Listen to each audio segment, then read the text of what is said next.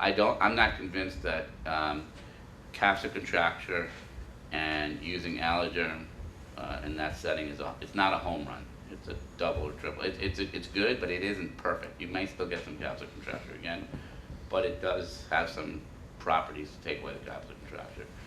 But but I usually in breast reconstruction, I've had a radiated patient who's had a problem. I usually go to an oncologist a lot. What do you think about alveolar thickness? Would you prefer a thick I one? I use the thick because I've always used it. I think the extra thick is a problem because it takes too long to repopulate, and I don't want to wait that long for incorporation or repopulation, because I think that could be a problem too, seroma and things like that. I think the thin is too thin, and Sometimes they're not predictable. It's really thick, and you get something you flip. yeah. So I think that's what Artia is going to address. I think Artia is I've used it 9 times now. It's the best product that this company has ever made. And they probably don't want me to say that the way I say it, But what are the long-term results? so it was Capsule contracture so versus so let me Atia? so first thing is handling characteristics, what you see when you open the package. So number one, it handles exactly like Allerderm. So for a porcine product, that's new, right? Because if you look at Stratus, which they've had, doesn't handle it. It's different. I like it, but it doesn't handle that way. So handling is great. The other thing is, when you take sometimes Allerderm out of the crack, if you hold it up to the light, you can see areas where it doesn't look like there's uniform thickness. That goes away, completely uniform thickness. So I think Artia addresses many of the concerns that surgeons, even who use Allerderm, have raised over the years. When you look at the preclinical histology, okay, on Artia, it looks like they want me to say that it repopulates as quickly as Allerderm. I think it repopulates quicker than Allerderm. I think that it incorporates quicker than Allerderm.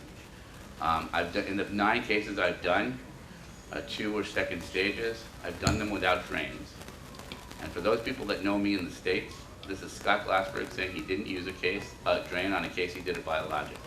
That is like heresy, from for all the, talking I've been doing about drains. I think it incorporates quicker. I think there's less fluid and whatnot, and has something to do inevitably with the processing.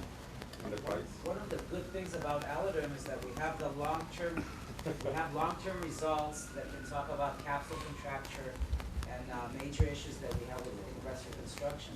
You're talking here about taking a product that's totally different than all the biology of it, and you don't have any long-term results. Well, I'd like to think, if you look at the plastic surgeons in the world, I always say there's 3 types of surgeons. There are those who want to be the first one to use a product and don't look at those things. There are some who are sort of the moderate group and want some data before they'll do it. I probably put myself in that. And then there are some who it's going to take them, till you pull their teeth out, till they'll use the product. I think if your standard is, and you're happy with Allerderm, and Artia comes out, and you want to see more long terms, there's nothing wrong with Allerderm. Allerderm is the gold standard in the breast. So if your parameter is you want to wait and see more, that's fine. I've used it because I've been fairly convinced from the preclinical data. And keep in mind, I have a long history with this company, about 16 years. So I have a pretty good sense of what the preclinical translates to when you use it clinically. This is the best preclinical data I've ever seen on a product out of LifeCell. And so I was convinced that I wanted to use it. Keep in mind, I was using Stratus, and this is much better than Stratus.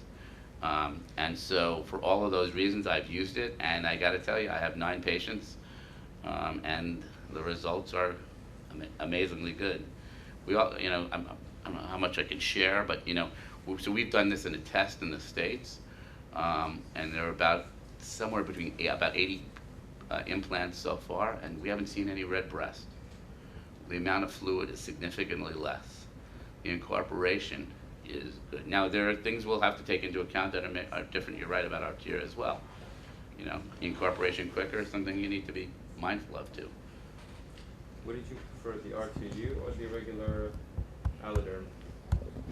The RTU. The RTU? Yeah, it takes a variable out of it.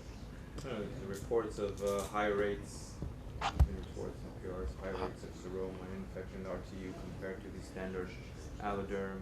I haven't seen that There's actually. just, There's a couple of papers actually that talk about lower rates with RTU, but there's a couple there too. You know, some of these retrospective papers, I just, it's hard to, I could find you a paper that shows either side of the coin. Yeah, sure. The best ones are the That's what I'm asking about your prospective. personal No, but Yeah, I like RTU. I wanted to ask you, what is your protocol for patients that are scheduled to have radiation? Once you put a tissue expander and you expand, and when do you... So there's rarely a patient that I see that I won't do something to immediately.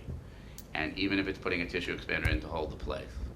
And usually what I'll do then is I'll have the conversation with the patient that they're an increased risk because of radiation, increased risk of complications and whatnot. But I explain to them why I want to use a tissue expander to be a placeholder.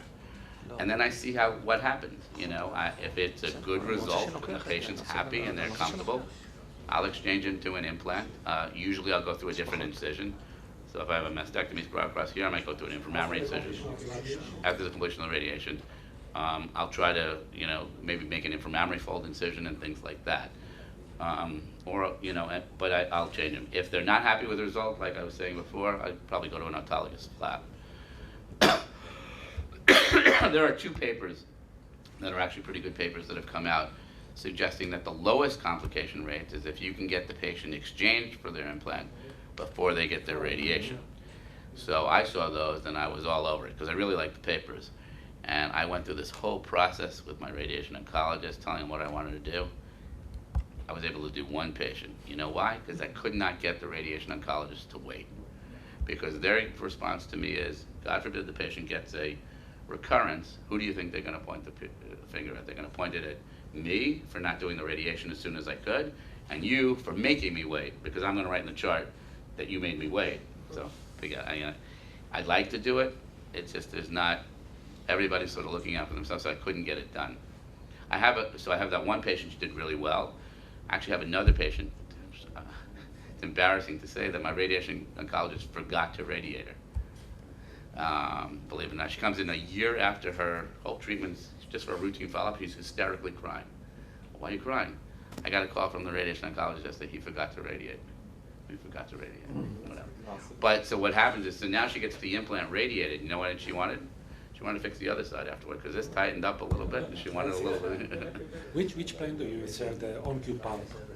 On the superficial to the... I put it above the pec muscle because that's really where the pain comes from, and in that plane, same plane as the drain. Do you expand during radiation, or do you stop? I'm fully expanded by the time they ever get radiated. Most of the patients that get radiation are also going to get chemo, so you have that time lapse. Yeah, that time lapse. I found another use for the alloderm in very thin patients when you need soft tissue augmentation, when you see sometimes ribs, if the oncological surgeon just took a lot of the subcutaneous fat and they're thin from the start, so you see the ribs, they're not so good with fat grafting because there are no base. So I've put some alloderm as a barrier, and it gave them a very nice contour of the breast above. A lot of surgeons are doing superior pole, sort of. Yeah, it's superior sort pole of above the distal dorsal. I did it once, and it was right, very nice. recontouring with alloderm. I like that for that. There's one study, just mentioning regarding the point you were making before with the radiation oncologist. Only one study actually showed there's no difference whether the patient, not a PMRT, but a neoadjuvant patient who had to complete his radiation treatment after surgery. There was no difference whatsoever whether he received it over 8 weeks, less than 8 weeks, or over 16 weeks and less than 16 weeks post-op. No difference in local regional recurrence, no difference in survival rates. So you should maybe take it up to your radiation oncologist. It's hard to argue with somebody who has one thing that they have to do, and I'm trying to make them wait. You know how that works. About the protective effect of the alloderm to the radiation. I've seen it too, as you said, as you mentioned, radiation post alloderm reconstruction. It seems that the alloderm has a good effect, a protective effect on the breast, low rate of capsule contracture, not zero, and also in terms of the skin, you see better skin, less radiated skin effect. I hear it a lot of times from all the surgeons. I think it's time to make a large-scale study about that because nothing was Are published. you gonna pay for it? Well, maybe we'll do it. That Maybe has been one that we've talked about for many years. yes. You know, there's a couple, I mean, there's a whole bunch of issues with it. I mean, it's a beautiful study that should be done. We already know what the results will be. It just costs a lot of money and it takes time, right? Because you gotta follow the course. patients for a long period of time. But I think you're absolutely But right. it's a huge plus for the alloderm if you prove it. Do you have any? Assuming, you see, so I'll share with you just, these are the business dynamics. Mhm. So let's take, I know the regulatory environment better in the United States than I know in Israel, but let's say you do the study, okay, and you spend $10 million to do the study, and you get the exact result that you want, and the FDA says, okay, now you can make that claim. So it's a tissue product or a 510K product in the US, and you know what they say? Well, now every other device is the same and they can make the same claim. So you've spent the money to pay for everybody else to make the same claim. That's the problem. I know that a study like this was done by Miki Sheflan and Meirav Ben David. She is a radiation oncologist, and they did a study. I'm not sure it was published. And Prospective? I know he told me that they showed that there is less capsular contracture. They actually did with few cohorts of radiation before, radiation after, and the patient with no radiation, and they show less capsular contracture with the alloderm. I'm not sure about the numbers, and I'm not sure they publish it yet. I heard it. It was. Well, I don't think it was conclusive that you can say for everything. Do you have any suggestions why that is? Blood supply, maybe. So I think, and this is just my own hypothesis, that there is a triggering mechanism for capsular contracture, that something gets turned on. We don't know what that is. If you look at, if you stain, so I'm a believer that what causes capsular contracture is the incoming myofibroblasts, and they lay down alpha smooth muscle actin, and that partially causes capsular contracture. If you stain for alpha smooth muscle actin in alloderm post versus the native capsule, there's none in alloderm and there's some. So clearly that's sort of how it's occurring. Now why it's occurring, why alloderm doesn't allow for the migration in of many myofibroblasts, I don't know what the answer is. I don't know if Tanya has an idea. Well, that's what we were just talking about before. So that doesn't relate to radiation versus not radiation. So. Well, it does in terms of capsular contraction versus not. So does it, right, so if you've already implanted alloderm and the response then doesn't include smooth muscle actin myofibroblast-like cells that are capable of contraction, then to cause contraction in that space is much more difficult. So you'd have to be much more stimulatory. So there can be myofibroblasts on the outside, much harder to contract and create that problem. Also, if you already have it and you do a capsulectomy or what have you, now you still have a gap where you have alloderm that's sort of blocking, but you still have a lot of other tissue that is capable of contracting. And when if there's enough of it, that tissue will still cause, the pain and issues around contraction, even if areas don't have those fibroblasts. I have a question, Tony. For money is the fact that mastectomies are never consistent, and we know that fat has a very good effect on radiated skin, and the thickness of mastectomy skin is usually the amount of fat that's left, fat and breast, God forbid, breast tissue. So to get that a good study, you had to have all the thickness of the mastectomy, same thickness mastectomy skin, and then you can make that claim. Aside from the $10 million they can waste, but it's a very bad. I mean, it's a hard study. Unless you randomize for breast flaps. Yeah. יש לך מספרים מספיק גדולים, large numbers, you cover it. Tony, do you have any knowledge about the interaction of alloderm and the polyurethane covered implants? Alloderm and polyurethane covered? I'm not sure I know what you're asking about. Alloderm that used in reconstructive surgery, where the implant is a polyurethane coated. You don't? No. Are people still using polyurethane? Yeah. A lot? Now we can't use anymore because they closed the factory, whatever. But we use them. No, I don't have any knowledge specifically about that.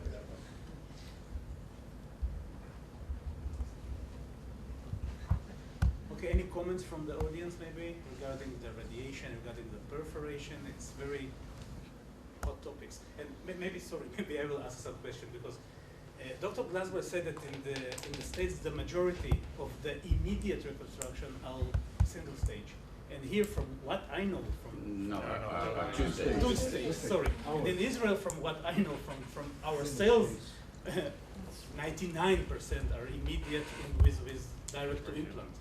Are you agree with it? Is it right? Is it you have some other? Yes. It's not 99%, but most of it are direct.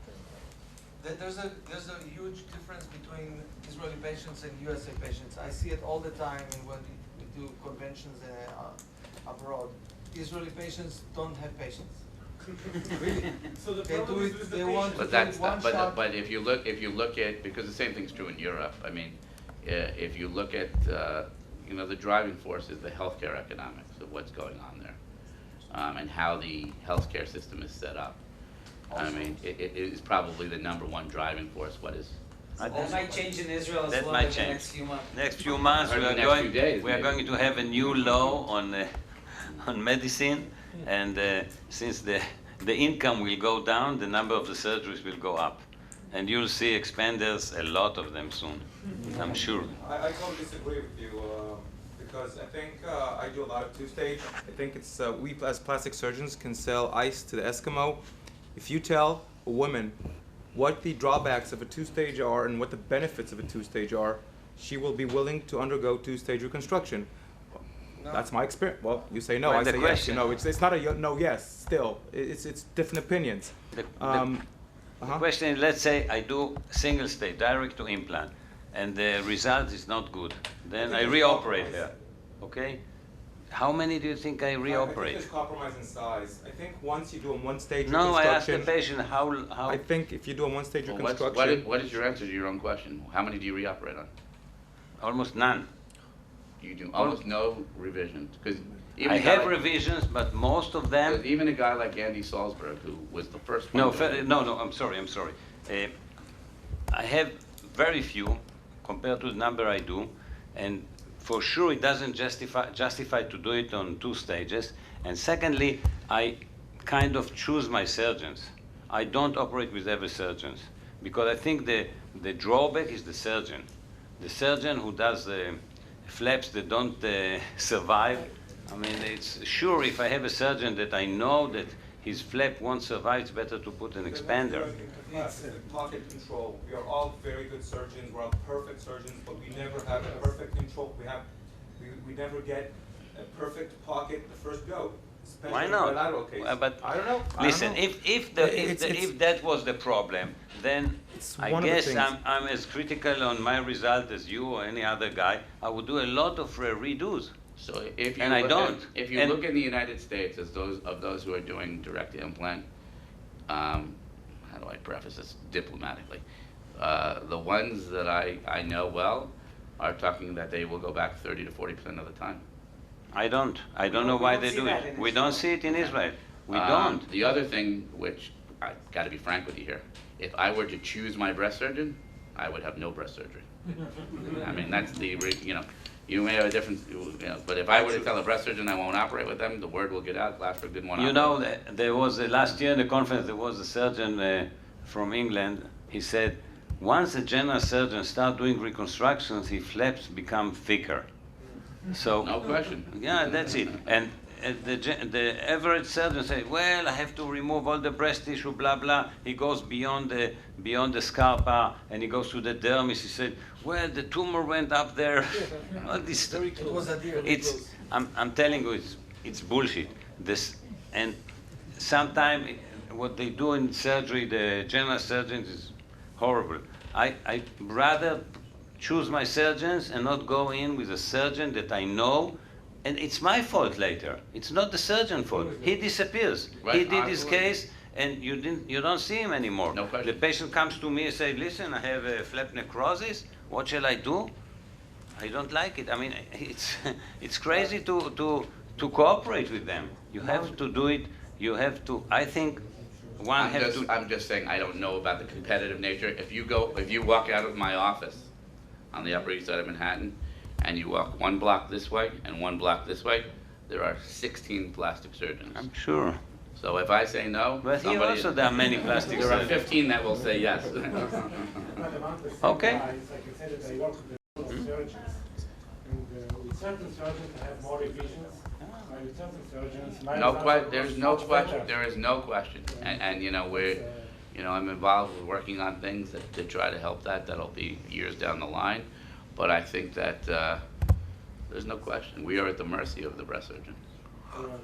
Yeah, yes. When you're saying 30-40% of reoperation in first immediate stage reconstruction, do you mean changing the implant position or ancillary procedures like fat injections or things like that?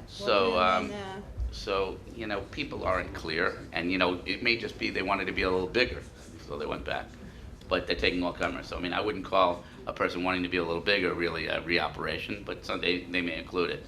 I think they include all things, fat grafting and things like that, which are probably not fair too, but it is another operation. Because the problem is you're billing the direct implant as one operation and that's it. See, what I do is I fat graft at the second stage all the time. So, you know, if you're gonna go back for fat grafting, then you're doing basically the same thing that I'm doing. You know, going back and doing an exchange. Other, you may have a little added cost with regards to, I have a tissue expander and an implant, and you only have an implant. So there's a lot of factors like that. But again, if you come to my talk tomorrow, that keynote talk, I talk about a lot of these things and how I think we need to be mindful of them. You guys, you know, you're having different problems, but the same problems that we have in the United States. And the bottom line is cost. And what's fascinating, and I'll give you a little preview to talk tomorrow, is if we don't do it, meaning we don't get involved as plastic surgeons, somebody will do it for us. And in the United States, the government has dictated certain things with regards to surgical care, and you know what? They're right. Right? So they'll come back and they'll say, we did this, and it worked fine.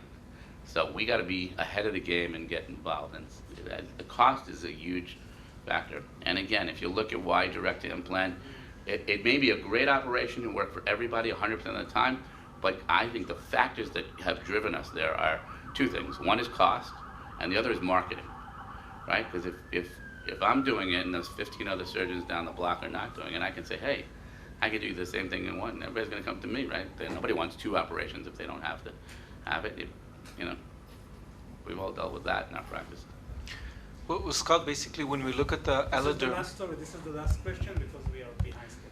the alloderm, the big change I think it did, really it was, if you look back 10 years and you think what changed with breast reconstruction, we used 10 years ago the shaped implants, exactly the same implants, you know, and it's the same surgeons and everything.